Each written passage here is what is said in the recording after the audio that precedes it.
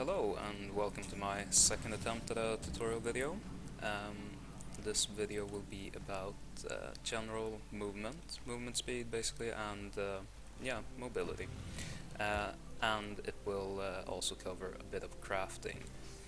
I have to start off by saying that this is all my opinions. It's not something that's been confirmed about Red 5, and it's just how I believe the game works and how I like to reason about it. It's not facts, it's just my observations of the game. To start off, we'll be talking about move speed, which will factor in servos and jump jets. Also speed multiplier, aka mass. I will also be talking a bit about crafting. I'll be using HKM as an example and talk a bit about how the actual HKM charge timer works. I will not be going into specifics on any abilities because there are just too many abilities. I don't have them all researched, I don't play with them, and I don't know how they all work. I'm just going to talk about what I actually know. Same goes for passives and also plating, since for me plating is something that should be crafted differently for each frame. So since there's no real cookie cutter way of crafting it, I won't go into specifics since I want to keep it as general as possible. As for weapons, it's all preference. I like to use as high quality as I can, because I'm usually not power starved and weapons use power, so just high quality. And for all my frames that I actually play, I use the weapon that comes along with the frame, so I don't use the core weapons on advanced frames. So starting off with move speed, what you have to know is every frame has a base movement speed. We're going to talk a bit about that. So we're going to be using stock servos and a 100 speed multiplier. The stock servos has a base run speed of 5 meters per second, and to show what the actual base speed of the frame is, I'm going to be using a add-on that I find very handy. It's called Speed Tracker. And I use this not only for theory crafting my move speed, but also I find it quite nice for just gliding to see how fast you're going and see what's effective. I mean, how you quick as can get around the map, because when you're gliding or on an LGV, it's kind of hard to tell how fast you're actually going, so that helps me determine what's the most effective way to travel for me.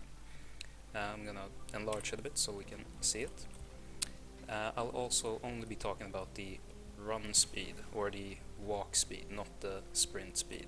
The sprint speed is usually, it should be 20% faster than the walking speed, but or something like 19.8%. But I'll only be talking about the walking speed.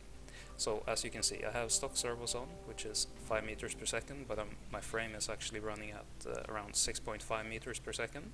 And that's because the Mammoth, the slowest of all the frames, has a base movement speed of 1.5 meters per second, and it's easy to check since the speed multiplier is 100%.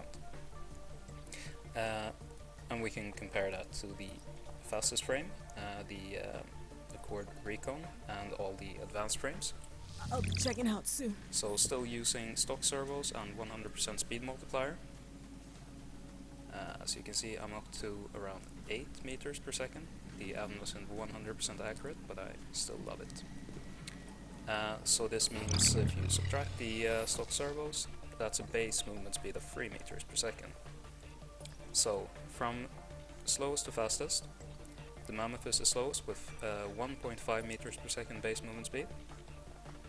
Second is the Accord Dreadnought plus the other two advanced frames, the Rhino and Arsenal, with a base movement speed of 2 meters per second.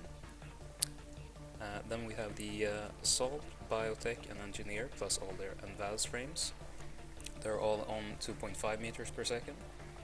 And the Recon plus the advanced frames all on 3 meters per second. and that's basically the health trade-off. Mammoth, most HP, slowest move speed. Recon, least HP, fastest. So you can factor that in.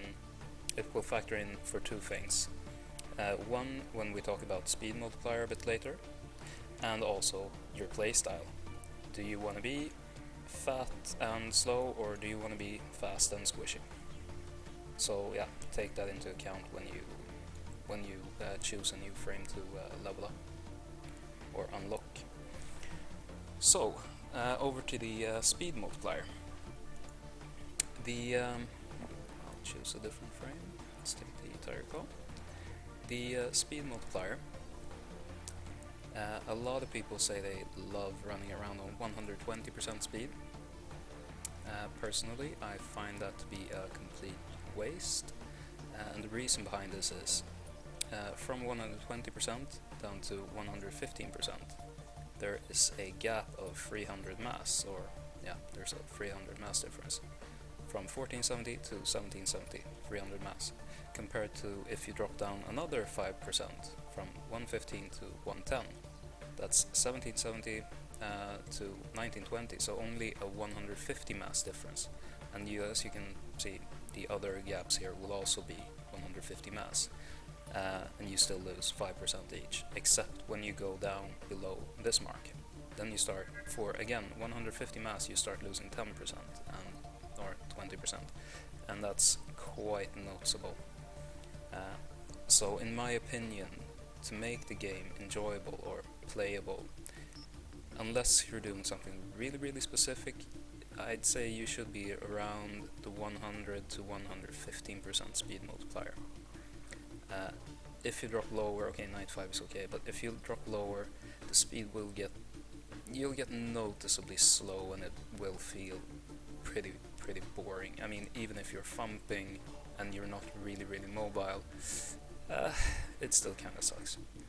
So for me, 120% is a waste, and if you're below here somewhere, you're kinda too slow. And the reason is, for this 300 mass, for those 5% movement speed, 300 mass is something that I can put into my other gear, which, yeah, I find it more useful to have that 300 mass somewhere else. So, how does it factor in to servos? I'll take an easy example. I'll just go to a dreadnought, say the arsenal. Yeah, so there's also one other thing about the frames being having different base movement speeds. You will also have to factor in that. So when you think about the percent multipliers, so for example, the recon has 3 speed multiplier, or not a multiplier, it has a base speed of 3 meters per second compared to 1.5 of the mammoth. So what that means is a lightweight recon will benefit more, will gain more speed than the mammoth will, because that 1.5 meters per second difference will then be multiplied. So yeah, a recon gains even more speed and gets even faster if it's lightweight compared to the other frames. So back to the arsenal. We can start off by talking about servos. From what I've heard and from my personal experience, there are 3 different ways of crafting servos, at least for high tier 4 stuff. I never actually think about the lower tier gear, because if I need to level up a frame, I have enough friends that speed run BWA all day long, so I'll just tag along with that, and yeah, I can max a frame in 2 days. I'm not saying it to brag, I'm saying it because I'm just leeching. I'm saying I never bother thinking about lower tier gear, so I don't actually know what works and what to do, so don't ask me about it. So back to the servos. There are 3 different ways you can craft servos. One example is using tier 1 white servos. This is not the perfect example, this is on drop. I don't have any of those servos because I personally dislike them, but crafting a low quality Tier 1 servo will net you basically the same stats as stock. 5 meters per second and the same jump height. Only it will use less mass and power. It will use 48 mass and 24 power. So pretty much half. And this is why it's always better to use a crafted Tier 1 for any slot instead of servos. And since they only cost 150 resource per component, and it's usually 1 or 2 components, it's not really a big cost, and it takes 20 minutes, so I'd say it's always worth using it, or preferably over stock. The second option is I think of it as the lazy man option, and since you can see I have 3 of them, I'm pretty lazy.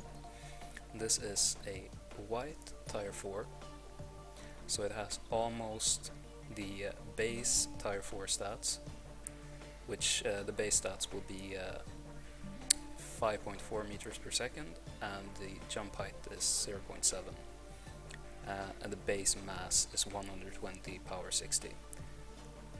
The reason I find these quite viable is if you compare it to a white Tier 1, you add a bit of power and you add 75 mass, but you still gain the base run speed of 0.4, which is quite a bit. I mean, it's 0.4 run speed is quite cheap for 75 mass, and that's my reasoning behind it. When you craft servos, you have the option of improving run speed and jump height. The jump height is, for all intents and purposes, completely worthless, since even if you craft at like 980 quality, you will never really notice a difference. And it still takes up a lot of mass, so I really don't think you should use it. And the third option is crafting a green servo, using white for the jump height quality and as high purple as you can for the run speed, or yeah, you can choose whatever, blue, whatever, green. This is a kind of bad example, this particular one, since this one uses 3 cores. It's something old that I played around with long ago.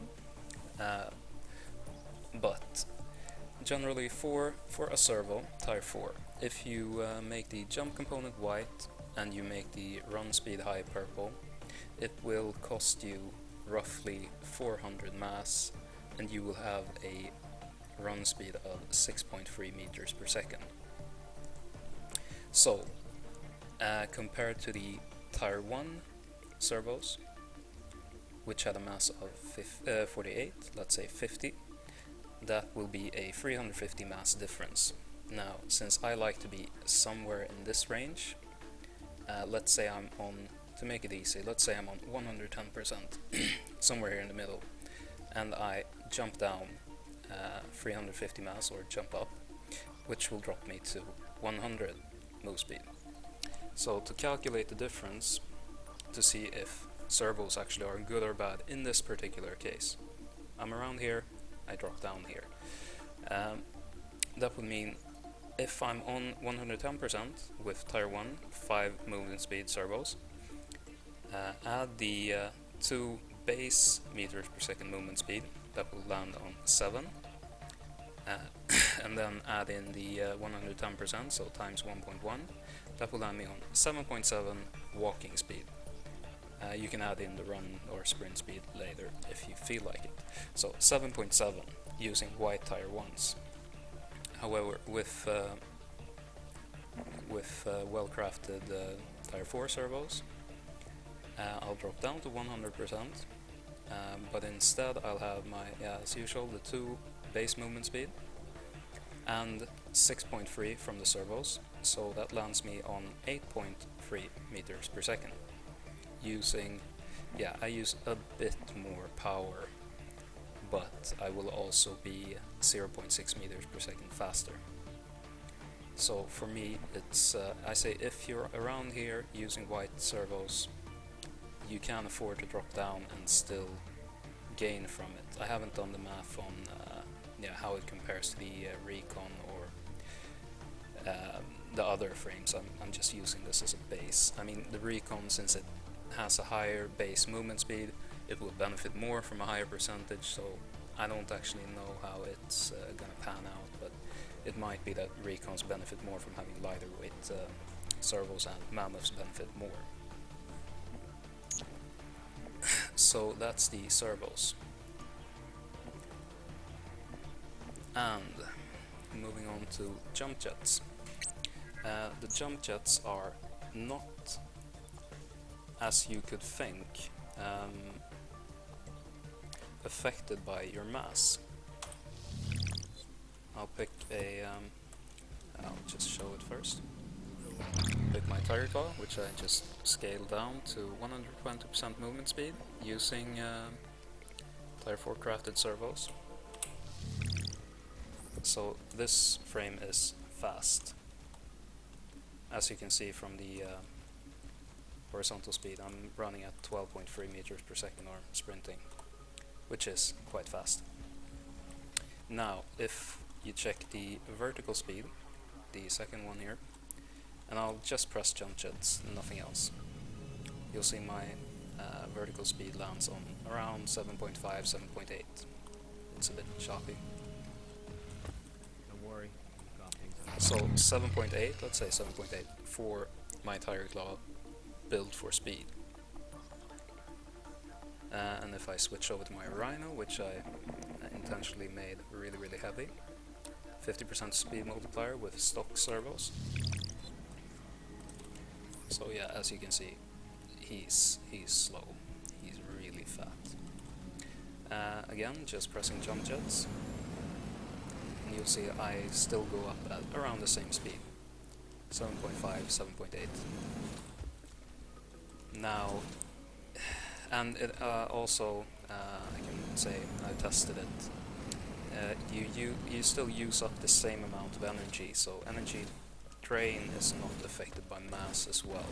You still get to the exact same height, regardless of your mass or your movement speed.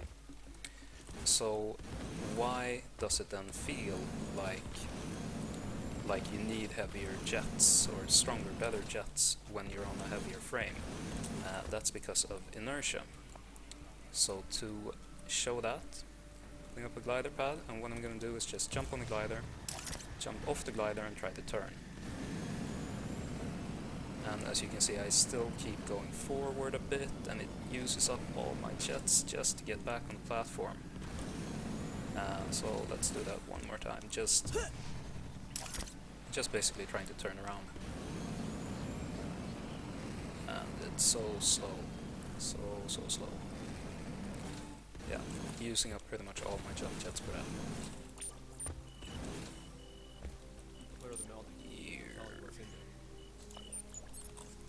So let's try that again with the Tiger Claw.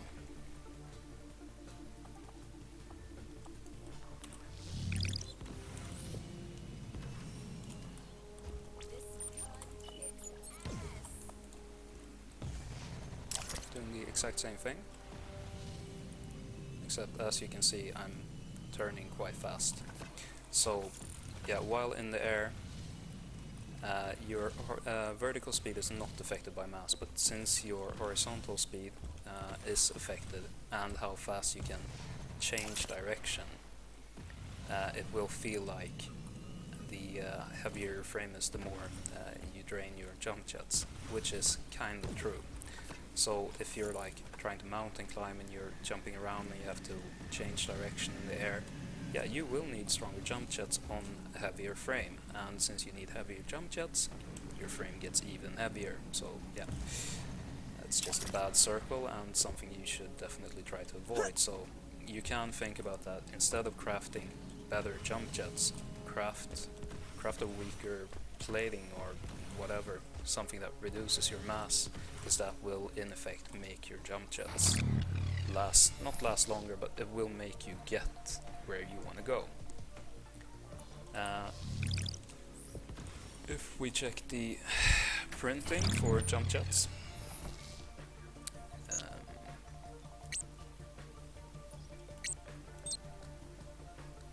yeah, it has 3 components. Again, only talking about tire 4, don't know about lower tires. The first one is the air sprint. Air sprint is when you just press jump jets and then sprint in the air. You go forward ever so slightly faster. It's kind of useful for hover sprinting, but yeah, that's about it.